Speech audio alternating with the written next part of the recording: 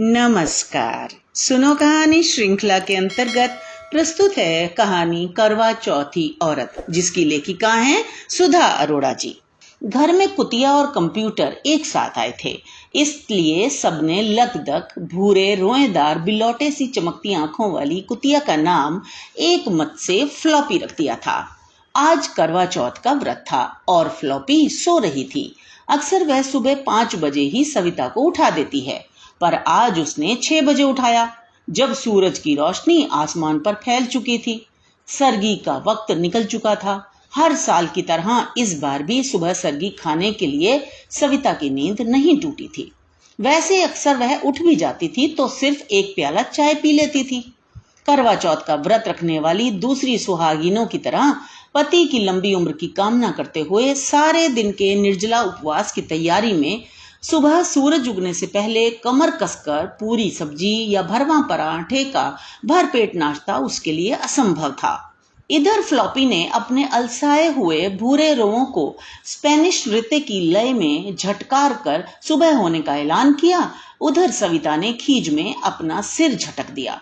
अब सारा दिन चाय की तलब सताएगी। चल फ्लॉपी आजा, वह होठों में बुदबुदाई तो फ्लॉपी चौकन्नी होकर उचकी। दोनों सड़क पर थे। फ्लॉपी गले में पट्टा पहनने की आदी नहीं थी। दूसरे पालतू कुत्तों की तरह वह लीश में बंधी बंधी मालिक के पीछे पीछे दुम हिलाती नहीं चलती थी। उसके कदम आजाद थे और वह सविता के आगे आगे मनचाही राह पर इतराती हुई चलती थी। बीच बीच में सिर घुमाकर देख लेती कि सविता पीछे आ रही है या नहीं। यह गली, यह इलाका उसकी बपौती था। अपने क्षेत्र में किसी दूसरे कुत्ते का आना उसे बर्दाश्त नहीं था। यहां तक कि सड़क पर एक कौवा देखकर भी वह शेरनी की तरह दहाड़ती, हिरनी की तरह कुलांचे भरकर दौड़ती और कौवे को खदेड़ कर ही दम लेती। उसके बाद वह शान से सविता की ओर विजेता की मुस्कान फेंकती। फ्लॉपी ने सुबह का अपना क्रियाकलाप समाप्त किया तो सविता ने लौट चलने का सिग्नल दिया। फ्लॉपी ने आनाकानी की, फिर एहसान जताती सविता के ढीले कदमों से बेपरवाह फलांगती घर पहुंच गई। निर्जला व्रत शाम तक निढाल कर देता है, इसलिए सविता ने दोपहर 12 बजे ही रात का खाना भी तैयार कर ढांप ढूंप कर रख दिया। फ्लॉपी को भी आज शाकाहारी भोजन मिलेगा। सविता ने चावल में सब्जियां उबालकर उसका खाना तैयार कर लिया। फ्लॉपी इठलाती हुई आई और दही पुलाव के सात्विक भोजन को शू शू कर सूंघती हुई अकड़ी हुई पूंछ के साथ कोप भवन में जाकर बैठ गई। सविता की 2 बेटियों की पंक्ति में यह तीसरी नकचड़ी बेटी थी। नखरे मत कर, आज तुझे यही खाना मिलेगा, सविता ने उससे कहा। नहीं खाना? ठीक है, बैठी रह, जब भूख लगेगी ना अपने आप आएगी खाने। फ्लॉपी ने तिरछी नजर से सविता की ओर देखा और कैटरपिलर की तरह हाथ पैर समेटकर जमीन पर मुंह टिकाकर पसर गई। शाम को दोनों बेटियां स्कूल से लौट आईं।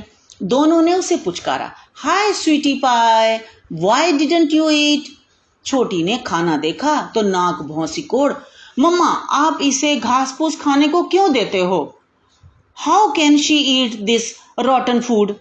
फिर फ्लॉपी को गोद में लेकर पुचकारा, oh my darling, you are so hungry, what a pity. अपने पापा के लौटते ही बेटियां शिकायत का पुलिंदा लेकर हाजिर हो गईं। पापा देखो ना, mom is torturing poor little soul. Savita ने हंसकर कहा, आज फ्लॉपी ने भी मेरे साथ करवा चौथ का व्रत रखा है।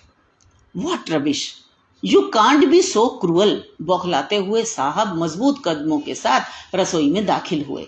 डीप फ्रीजर से फ्लॉपी की मनपसंद पोर्क मिंस्ड निकाला, डिफ्रॉस्ट किया और गैस पर चढ़ा दिया।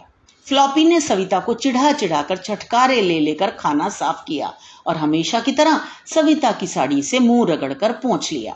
छोटी बेटी ने फ्लॉपी को शाबाशी दी, good girl, that's the punishment. मम्मी की करवा चौथ स्पेशल लाल साड़ी खराब कर दी।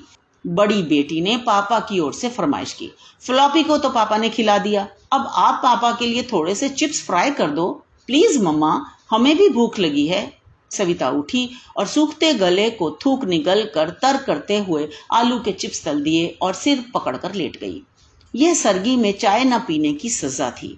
सूरज जब शाम को ऊब डूब हो रहा था, सविता ने सब लाल गुलाबी साड़ी वालियों के साथ वृत्ताकार बैठकर पूजा की। जब सब हाथ जोड़कर बैठी थी, फ्लॉपी ने धीरे से दायां पंजा बढ़ाकर पूजा की थाली का लाल कपड़ा सरकाया और कागजी बादाम के 2 दाने मुंह में सटक लिए। सविता सूखे गले से कुंकुआई तो छोटी बेटी फ्लॉपी को नवजात बच्चे की तरह दोनों बाहों में समेटकर भीतर ले गई। फ्लॉपी पर हैंडल विद केयर का लेबल लगा था। कुछ भी कहना बेकार था। घर में फ्लॉपी के 7 खून माफ थे। इस बार पक्की चौथ थी। चांद देर से निकलने वाला था। मेज पर ढका हुआ खाना सबने गर्म किया, स्वाद ले लेकर खाया और खाते खाते चांद के न निकलने को लेकर परेशान होते रहे। आखिर चांद निकला। सविता ने जाली की ओट से चांद देखा, अर्घ दिया और हाथ जोड़कर मन ही मन कहा, हे गौर जा माता, अगले जन्म में अगर मुझे मनुष्य योनि में जन्म न मिले तो पशु योनि में मुझे किसी घर की पालतू कुतिया बना देना, ताकि मैं करवा चौथ के दिन अपना झूठा मुंह किसी सुहागिन की लाल साड़ी से पोंछ सकूं। दरवाजे पर बैठी फ्लॉपी ने अघाई नजरों से सविता की ओर देखा और जीभ बाहर निकालकर लार टपकाती हुई अधमुंदी आंखों से ऊँघने लगी। तो ये तो थी कहानी। मुझे आशा है आपको पसंद आई होगी।